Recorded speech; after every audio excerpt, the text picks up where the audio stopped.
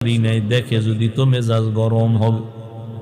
আগের থেকে সিগন্যাল দিছে, এই ম্যাডাম বাঁকা টাকা হইও না, আজকে কিন্তু খাওন দাও না, নিন একটা বরকত নিয়ে এসি। মহিলারা তো বরকতের আরো পাগল। কি বরকত? বলে আল্লাহর কালাম।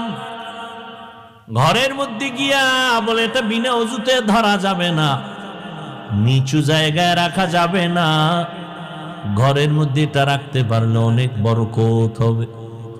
এটা এমন একটা জিনিস যেটা দেখলে সওয়াব, পড়লে সওয়াব, ধরলে সওয়াব, জিডার আওয়াজটা কানের মধ্যে লাগলেও সওয়াব, দিলটা শান্ত হয়ে যায়।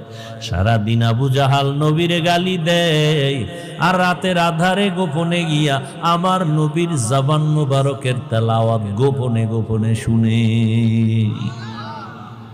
আল্লাহর কালাম ঘরের মধ্যে নিয়া স্ত্রী